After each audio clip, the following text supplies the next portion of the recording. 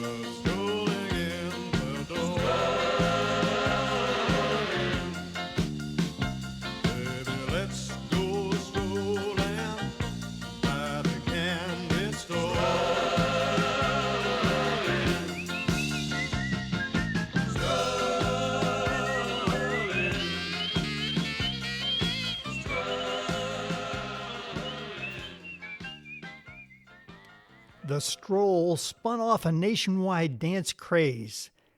In early 1958, Link and his Wray men were playing a gig at a Fredericksburg, Virginia record hop. The announcer asked the band to play something that the audience could stroll to. To appease the crowd, Link Wray took his Gibson Les Paul guitar and ad-libbed his own instrumental take on the shuffle beat structure of the Diamonds song. It was an instant hit with the audience, which demanded 4 repeats that night. Prominent Washington, D.C. disc jockey Milt Grant was the host of that gig. Grant invited the band to record a demo of the untitled song.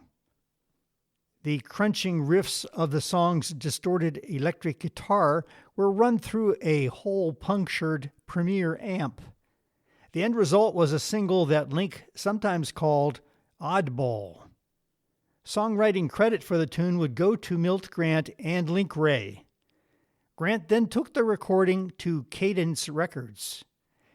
Cadence owner Archie Blair was not impressed with a song that sounded to him like a jumbled mess. The song was unlike anything else on the Cadence label. The song utilized the techniques of distortion and tremolo, then largely unexplored in rock and roll. However, Blair's stepdaughter, 17-year-old Jacqueline Ertl, liked the tune. There is some disagreement as to the origin of the song title. Jackie Ertl supposedly said that it sounds like a rumble, referring to the street fights between the Jets and the Sharks of West Side Story. It has also been suggested that perhaps Jackie's future husband, Phil Everly, may have come up with the rumble title. Phil and his brother Don had signed with Cadence a year before. At any rate, Blair took Jackie's advice and released the single with the title Rumble, backed with another instrumental called The Swag. Rumble was banned in several U.S. radio markets because the term rumble was a slang term for a gang fight. Some feared that the piece's harsh sound glorified juvenile delinquency and would incite teenage gang violence. As such, the record is the only instrumental single ever banned from radio in the United States. Nevertheless, Rumble was a hit in the United States, where it climbed to number 16 on the pop charts and number 11 on the R&B chart in the summer of 1958. In Canada, the song also reached number 16. Although he would later have other successful recordings, Rumble would forever be known as Link Wray's signature hit. In 2008, Rumble would be inducted into the National Recording Registry by the Library of Congress. As mentioned in my podcast intro, in 2018, the song was inducted into the Rock and Roll Hall of Fame in a new category for singles. Rumble, as well as Link Wray and his Wray Men, were inducted into the Grammy Hall of Fame on February 10, 2019. Rumble has continued to be used in TV shows and movies, including movies like Pulp Fiction, Top Gear, Independence Day, and Blow, as well as in the pilot episode of The Sopranos. Cadence owner Blair was baffled by the song's popularity, and there was no follow-up song produced at Cadence. So, armed with a new Dan Electro Longhorn guitar, Link Wray and his Wray Men moved to Epic Records. In 1959, Epic released a top 40 instrumental by Link Wray called Rawhide. By 1962, Link had moved on again, this time to the Swan label, resulting in the 1963 release of a single called Jack the Ripper. Before, during, and after his stints with Epic and Swan, Wray released 45s under many names. Tiring of the corporate music machine, he began recording albums using a 3-track studio he converted from an outbuilding on his brother's property in Accokeek, Maryland. Link Wray would continue to write and perform music into the 21st century. His style would range from surf-influenced garage rock in the 1960s to swamp rock and country rock in the early 1970s to hard rock in the late 1970s and onward.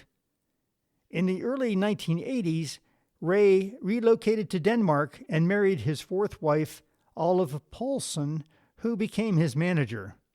Link Wray died of heart failure at his home in Copenhagen on November 5, 2005, at the age of 76.